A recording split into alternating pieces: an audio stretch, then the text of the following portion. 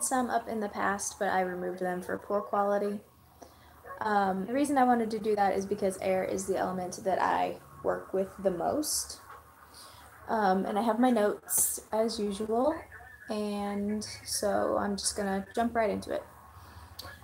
The element of air is, it carries the archetype type of properties of bringing the spirit into the physical world. It's usually associated with the eastern direction. Not very many people argue that. Um, it's considered generally to be a masculine element if you subscribe to the old fashioned binary style of witching, where everything is either masculine or feminine.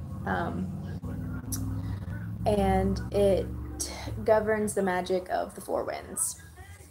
Um, an air witch could invoke the four winds in pretty much in total confidence when casting a circle or casting anything, if they were to choose to do so. As an element, it is invisible. You can't see the air, obviously, but for some people, I think that can make it seem challenging. But its reality can be felt every day. It is the vital spirit passing through and giving life to everything. I feel like through most of my personal works that it is the opposite of the earth element, because air is very active and light. However, if somebody has an over or an imbalance or an overbearing amount of earth energy, air does a magnificent job of balancing it out. And if somebody has too much air energy, then earth will balance them out. I picture them as being kind of opposite sides of a scale that needs to be balanced. The astrological signs that are governed by air specifically are Gemini, Libra, and Aquarius. However, you don't have to be one of those to be an air witch. They don't have to be, none of those have to be your sun sign, none of those have to be your rising sign or ascending sign, and none of those have to be your moon sign at all. Like, anybody can be an air witch. I like to think that one of the key strengths of air witches are their flexibility, especially when allowing our minds to change. Um, Air is like the total manifestation of like movement and communication and intelligence and like just freshness. Another, I guess, it's another manifestation that's like pretty commonly like added to that is sound, but I consider that to be one of the senses, so I don't always throw it in the same sentence as all those other things. Air is the as an element, it brings the power of new life and new possibilities and inspiration and dreams and imagination and ideas and knowledge and all kinds of things. Air is a very useful tool in visualization, which is one of the vital techniques in magic.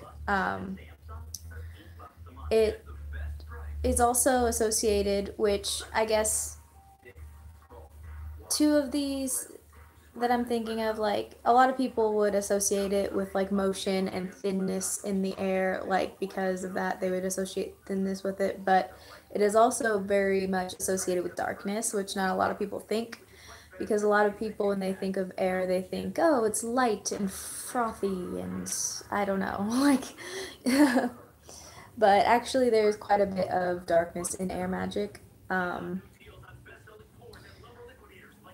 Let's see on my notes.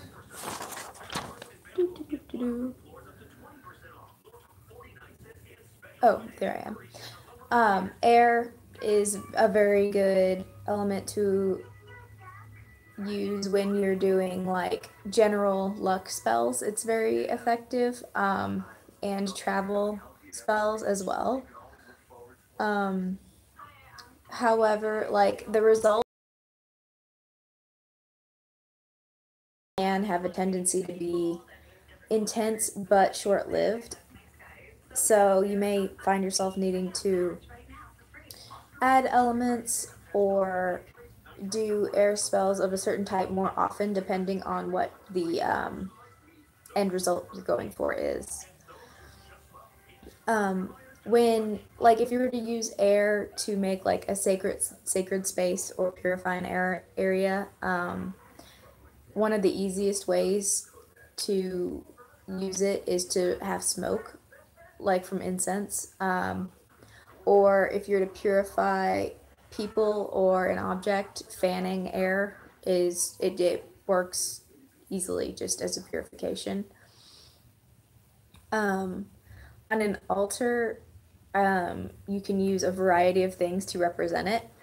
Um, Common things used would be like a fan, feathers, windswept leaves, flying insects. I collect beetles, arrows. Swords are associated with air. Fragrant types of flowers or potpourri. Incense, of course. Wands, and some people use spindles. I also find that a nice thing to bring to your altar to promote the balance that I talked about earlier with air and earth would be air plants. And the colors that are commonly associated with air are usually like bright but pale colors, like pastels. Um, Yellow, like bright yellow, is probably the main one that I think of with air. Blue is also associated with it, but also gray and silver, and some people do violet. As far as like the specific types of magic that I feel most people start out with air is usually like general healing magic.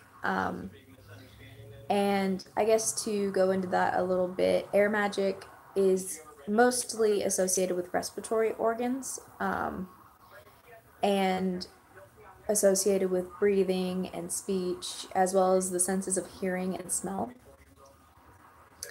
However, it's also been known to be associated with your arms, your pelvis, your kidneys, your calves, and I believe the circulatory system.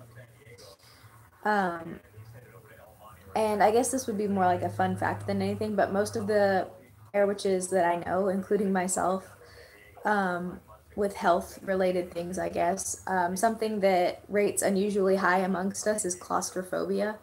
Um, I don't find that super duper surprising because the thought of being trapped in a place with limited air is obviously going to be especially upsetting to an air witch.